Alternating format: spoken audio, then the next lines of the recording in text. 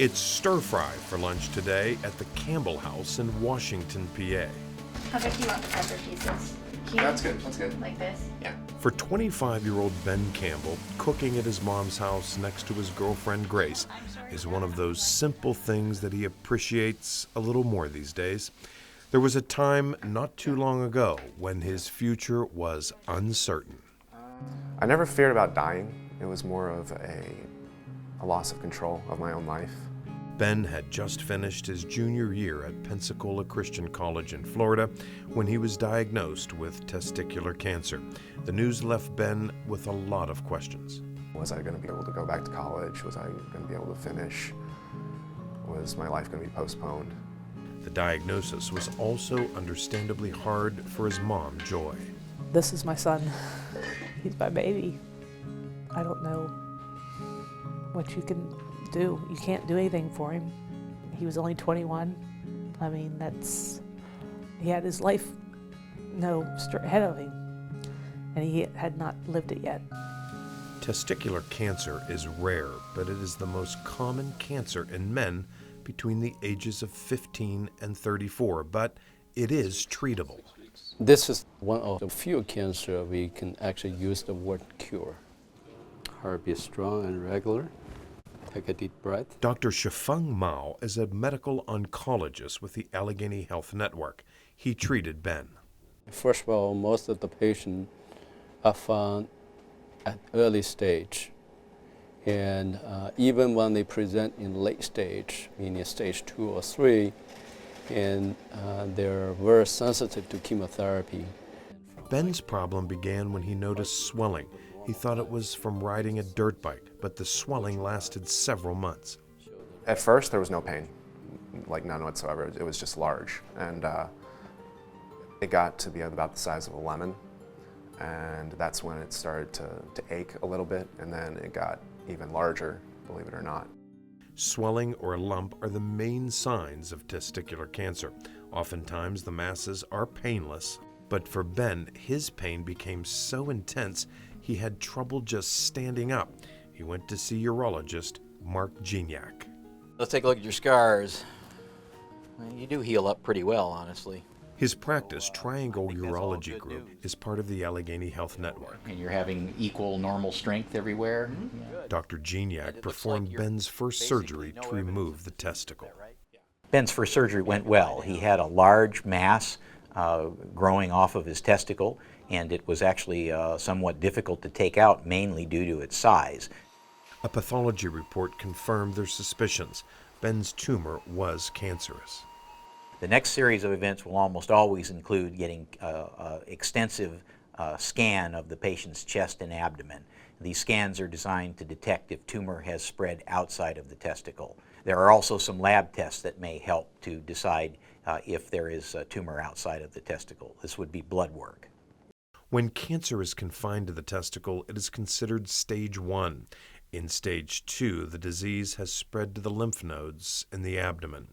A stage 3 testicular cancer is in other organs, such as the lung or liver. In Ben's case, scans showed cancer was also in his lymph nodes, which meant Dr. Gignac performed a second surgery called a retroperitoneal lymph node dissection. This type of surgery can interfere with a patient's ability to emit semen, to emit sperm.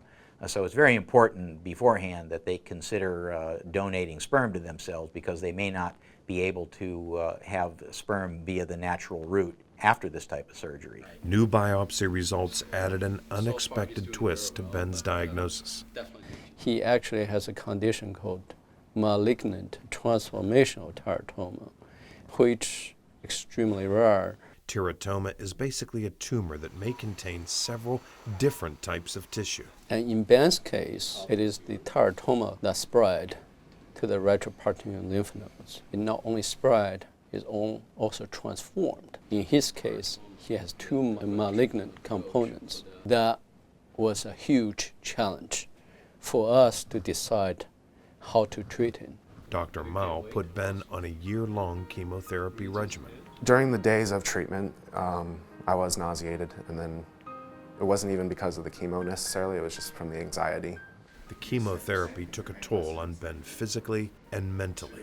I didn't work because my immune system was affected, so I mostly sat around, watched TV, played video games. I fell into depression, really. I'd go from week to week. In the winter, I'd sleep all day, and then I'd stay up all night and sleep all day. Sometimes I'd go from week to week, from treatment to treatment without seeing the sun. And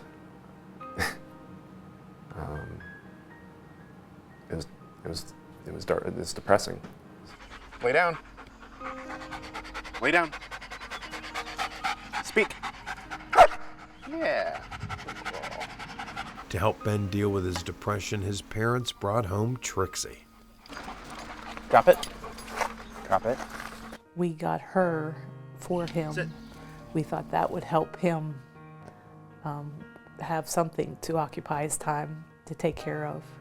Despite feeling tired and weak, Ben's family says he wouldn't give up. His doctors called him courageous. I never thought myself as courageous. I mean, my dad he'd go to every week with me to chemo, and he'd sit right across from me and basically watch his son get poisoned every week. And, you know, he was stronger than me and sometimes. In the fall of 2013, more than 2 years after his first surgery, Ben returned to college, feeling a range of emotions. Relieved, excited, nervous, anxious, bittersweet. I was afraid I wasn't going to be able to succeed, but I was excited to move on with my life. Moving on for Ben included getting a graphic design job in Virginia and falling in love. Ben's girlfriend, Grace Bolden, says his love for life rubs off on her. Like seeing his joy and his thriving in his life makes me want to be a better person and live harder and do better at everything that I do. And so it's just a really good experience. I love him a lot. I hope that he can live his future, get his future, live life to his dreams. I mean, finish what he wants to do and accomplish whatever he wants in life. Doctors say because of the location of the disease, many men are embarrassed to go to the doctor if they think there's a problem. Ben hopes sharing his story gives other men courage. Don't wait.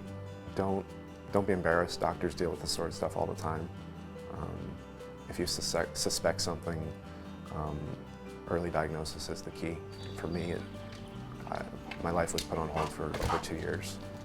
And while everything did work out in the end, if you can prevent that, it's probably a good thing. Don't give up, because it does get better.